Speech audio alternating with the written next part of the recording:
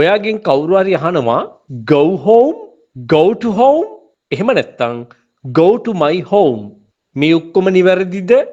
එහෙම නැත්නම් හරි ඒවා මොනවද කියලා. ඔයා එතකොට මොකද කියන්නේ? අපි හිතමු කෙනෙක් ඔයාගෙන් අහනවා where are you going? Where are you going? කොහෙද ඔයා යන්නේ? ඔයා මේ කොහෙද යමින් ඉන්නේ කියලා අහනවා. Where are you going?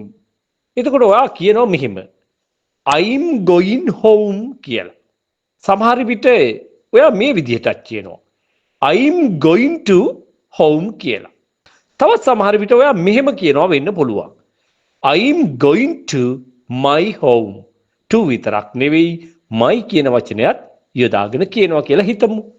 දැන් මේ වාක්‍ය තුනෙන් කෝකද හරි? Hey, where are you going? I'm going home. Where are you going?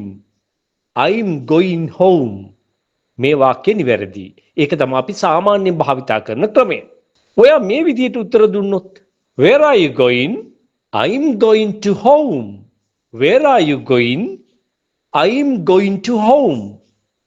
මෙන්න මෙතනදී වාගේ වාක්‍ය වැරදි.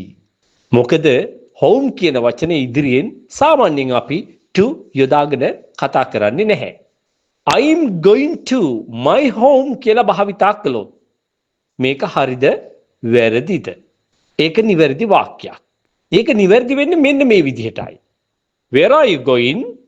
ඔයා කොහෙද යන්නේ? I'm going to my home. මම යන්නේ මගේ ගෙදර. I'm going to my home. Not to my friend's home. යාළුවගේ ගෙදර නෙවෙයි. I'm going to my home. She's going to her home.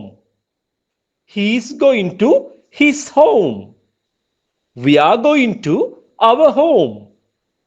They are going to their home. මෙන්න මේ විදිහට භාවිතා කළාට කිසිම වරදක් නැහැ. I'm going to my home. මම යන්නේ මගේ ගෙදර.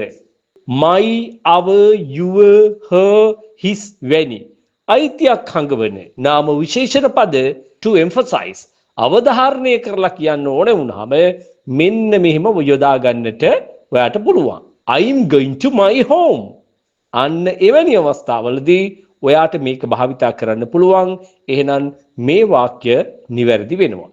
මෙන්න මෙහෙම අපූර්වට ඉංග්‍රීසි ඉගෙන ගන්න මගේ මේ අලුත්ම channel එකත් එක්ක ඔයා රැඳිලා ඉන්න.